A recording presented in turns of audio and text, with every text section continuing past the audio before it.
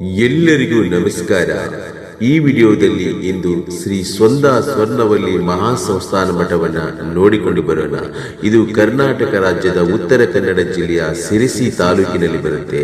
ಸಿರಸಿ ನಗರದಿಂದ 16 ಕಿಲೋಮೀಟರ್ ದೂರದಲ್ಲಿ ಈ ಮಠವು ಇರುವುದು.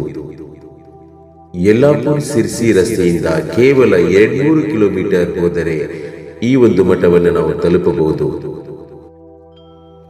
ಸಹ್ಯಾದ್ರಿಯ ಹಸಿರೆದುರು ಹರಡುವುದು ಕೇವಲ ಗಾಳಿ ಮಳೆಯ ಸೌಂದರ್ಯವಲ್ಲ, ಅದರ ಅಂಗಳದಲ್ಲಿ ನೆಲೆಸಿರುವ ಅಲೌಕಿಕ ಶಕ್ತಿಯ ತಪೋಭೂಮಿ ಶ್ರೀ ಸ್ವರ್ಣ ಸ್ವರ್ಣವಲ್ಲಿ ಮಹಾಸಂಸ್ಥಾನ ಮಠ. ಶತಮಾನಗಳನ್ನು ದಾಟಿ ಪರಂಪರೆಯ ಪಾವಿತ್ರ್ಯವನ್ನು ಮೆರೆಯುತ್ತಾ ಅನೇಕ ಯತಿಗಳ ತಪಸ್ಸು, ಜ್ಞಾನ, ಧರ್ಮ, ಭಾವನೆ ಮತ್ತು ಸಂಸ್ಕೃತಿ ಇಲ್ಲಿ ಒಂದೇ ಸ್ಥಳದಲ್ಲಿ ಜ್ವಲಂತವಾಗಿ ಕೂಡಿ ಬಂದಿವೆ. ಪ್ರಕೃತಿಯ ಮಡಿಲಿನಲ್ಲಿ ಮಳೆ ಹನಿಗಳಂತೆ ಬೀಳುವ ಮಂತ್ರೋಚ್ಚರಣ, ಗಾಳಿ ಹೊತ್ತು ತರುವ ಪವಿತ್ರ ವೇದ ಧ್ವನಿ, ಮಠದ ಚೌಕಗಳಲ್ಲಿ ಹರಡುವ ದೈವಿಕ ಶಾಂತಿ, ಇವೆಲ್ಲವೂ ಈ ಸ್ಥಳವನ್ನು ಕೇವಲ ಮಠವಲ್ಲ, ಆಧ್ಯಾತ್ಮಿಕ ಆಶ್ರಮವನ್ನಾಗಿಸಿದೆ. ಇಂದಿನ ವೇಗದ ಜೀವನದಲ್ಲಿ ಮನಸ್ಸಿಗೆ ನೆಮ್ಮದಿ ಬೇಕಾಗುವ ಕ್ಷಣದಲ್ಲಿ ಸ್ವರ್ಣವಲ್ಲಿ ಮಠವು ಒಂದು ಪವಿತ್ರ ನಿಲ್ದಾಣ, ಮನುಕುಲಕ್ಕೆ ಮಾರ್ಗದರ್ಶನ ನೀಡುತ್ತಿರುವ ಬೆಳಕಿನ ಕಿರಣ. ಇಲ್ಲಿ ನಡೆಯುವ ಸಂಸ್ಕೃತ ಪಾಠಶಾಲೆಗಳು, ಧಾರ್ಮಿಕ ಕಾರ್ಯಗಳು, ಯತಿಗಳ ಸೇವಾ ಚಟುವಟಿಕೆಗಳು ಎಲ್ಲವೂ ಮಠದ ಮಹಿಮೆ ಮತ್ತು ಅದರ ಜೀವಂತ ಪರಂಪರೆಯನ್ನು ಮತ್ತಷ್ಟು ಪ್ರಕಾಶಮಾನಗೊಳಿಸುತ್ತವೆ. ಇಂದು ನಮ್ಮ ಈ ಪ್ರಯಾಣದಲ್ಲಿ ಸ್ವರ್ಣವಲ್ಲಿ ಮಠದ ಇತಿಹಾಸ ಹೇಗೆ ರೂಪುಗೊಂಡಿತು, ಮಠವು ಇಂದು ಯಾವ ಮಹೋನ್ನತ ಸೇವೆಯನ್ನು ಮಾಡುತ್ತಿದೆ, ಮಠದ ಸೌಂದರ್ಯ, ಶಾಂತತೆ, ಸಂಸ್ಕೃತಿ ಇವೆಲ್ಲವನ್ನು ನಾವು ಹತ್ತಿರದಿಂದ ನೋಡಲಿದ್ದೇವೆ. ಆಧ್ಯಾತ್ಮದ ಹಾದಿಯಲ್ಲಿ ನಮ್ಮ ಜೊತೆ ನಡೆಯುವ ನಿಮ್ಮ ಹೆಜ್ಜೆಗಳಿಗೆ ಹಾರ್ದಿಕ ಸ್ವಾಗತ. ನಿಮ್ಮ ಮನಸ್ಸನ್ನು ನಿರಾಳಗೊಳಿಸಿ ಹೃದಯವನ್ನು ಅರಳಿಸಿಕೊಳ್ಳಿ, ಯಾಕೆಂದರೆ ಈಗ ನಾವು ಪ್ರವೇಶಿಸಲು ಹೊರಟಿರುವುದು ಭೂಮಿಯ ಮೇಲಿನ ಒಂದು ದೈವಿಕ ತಪೋಭೂಮಿ, ಶ್ರೀ ಸ್ವರ್ಣ ಸ್ವರ್ಣವಲ್ಲಿ ಮಹಾಸಂಸ್ಥಾನ ಮಠ. ಈ ಮಠದ ಇತಿಹಾಸವನ್ನು ನೋಡುವುದಾದರೆ ಕರ್ನಾಟಕದ ಉತ್ತರ ಕನ್ನಡ ಜಿಲ್ಲೆಯ ಸಿರಸಿ ತಾಲೂಕಿನ ಶಾಲ್ಮಲಾ ನದಿ ಬಳಿ ನಿತ್ಯ ಹರಿದ್ವರ್ಣ ಕಾಡುಗಳ ನಡುವೆ ಇರುವ ಶ್ರೀ ಮಠವು ಪ್ರಸಿದ್ಧ ಧಾರ್ಮಿಕ ಕೇಂದ್ರವಾಗಿದ್ದು, ಅದ್ವೈತ ತತ್ವಶಾಸ್ತ್ರವನ್ನು ಪ್ರತಿಪಾದಿಸಿದ ಆದಿಶಂಕರರ ಕಾಲದಿಂದಲೂ ಇತಿಹಾಸವನ್ನು ಗುರುತಿಸಬಹುದು. ಅದನ್ನು ಪ್ರಚಾರ ಮಾಡಲು ಮಠಗಳನ್ನು ಸ್ಥಾಪಿಸಿದರು. ಈ ಪೀಠದ ಮೊದಲ ಗುರುಗಳಾದ ಶ್ರೀ ವಿಶ್ವವಂದ್ಯ ಸರಸ್ವತಿ ಅವರನ್ನು ಆದಿಶಂಕರರು ಆಶೀರ್ವದಿಸಿದರು. ಈ ಮಠವನ್ನು ಕಾಶಿಯ ದಶಾಶ್ವಮೇಧ ಘಾಟ್ನಲ್ಲಿ ಸ್ಥಾಪಿಸಲಾಯಿತು ಮತ್ತು ನಂತರ ಕ್ರಮವಾಗಿ ಉಜ್ಜಯಿನಿ, ಗೋಕರ್ಣ, ಕಡ್ವೋಕೆ, ಸಹಸ್ರಲಿಂಗ ಮತ್ತು ಈಗಿನ ಸ್ವರ್ಣವಲ್ಲಿಗೆ ಸ್ಥಳಾಂತರಿಸಲಾಯಿತು. ರಾಜಮನೆತನದ ಪ್ರೋತ್ಸಾಹ ಮತ್ತು ಜನರ ನಂಬಿಕೆಯಿಂದಾಗಿ ಮಠವು ಇಡೀ ಗೋಕರ್ಣ ಮಂಡಲಕ್ಕೆ ಗುರುಪೀಠವಾಗುವುದರ ಜೊತೆಗೆ ಮಹಾಸಂಸ್ಥಾನವನ್ನು ಅಭಿವೃದ್ಧಿಪಡಿಸಿತು. ಮಠದ ಪರಂಪರೆ, ಸಾಹಿತ್ಯ, ಸಂಸ್ಕೃತ, ಸಂಗೀತ, ಧರ್ಮಶಾಸ್ತ್ರ, ನೈತಿಕ ಮೌಲ್ಯಗಳು ಎಲ್ಲವನ್ನು ಸಮಾನವಾಗಿ ಪೋಷಿಸಿರುವ ಪವಿತ್ರ ತಾಣ ಇದು. ಇಲ್ಲಿ ಯಾರೇ ಬಂದರೂ ಅವರಿಗೆ ದೊರೆಯುವುದು ಮನಸ್ಸಿಗೆ ನೆಮ್ಮದಿ, ಹೃದಯಕ್ಕೆ ತಂಪು, ಜೀವನಕ್ಕೆ ಮಾರ್ಗ. ಮಠದ ಯತಿಗಳು ನಡೆಸಿರುವ ಶಿಕ್ಷಣ ಚಟುವಟಿಕೆಗಳು ತಲೆಮಾರುಗಳನ್ನು ರೂಪಿಸುತ್ತಿವೆ.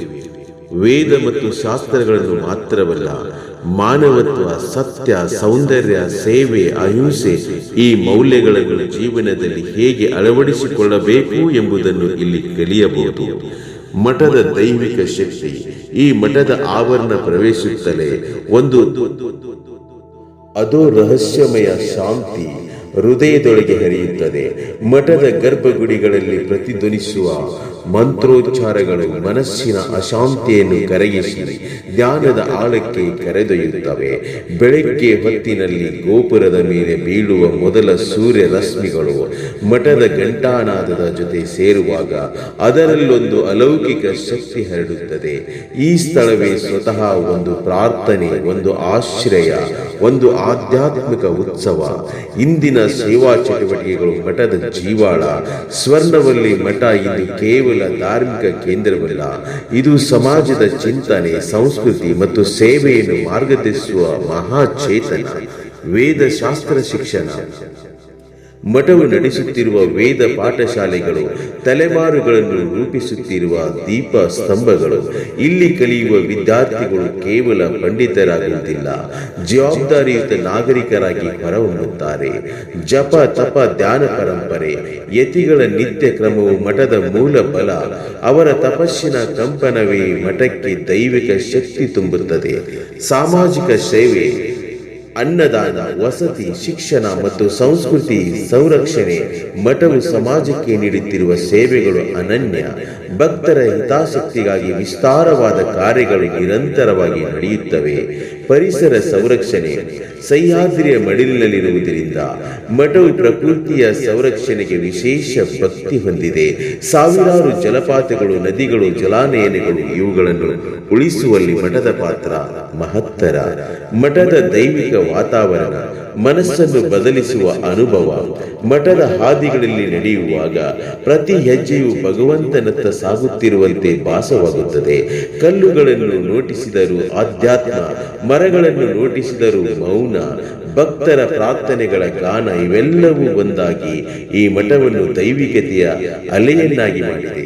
ಇಲ್ಲಿ ನಿಂತಾಗ ಜೀವನದಲ್ಲಿ ಏನೋ ದೊಡ್ಡದು, ಏನೋ ಶಾಶ್ವತ, ಏನೋ ಅಲೌಕಿಕವಾದ ಶಕ್ತಿ ನಮ್ಮನ್ನು ತತ್ವವಾಗಿ ನಿಧಾನವಾಗಿ ಅದರ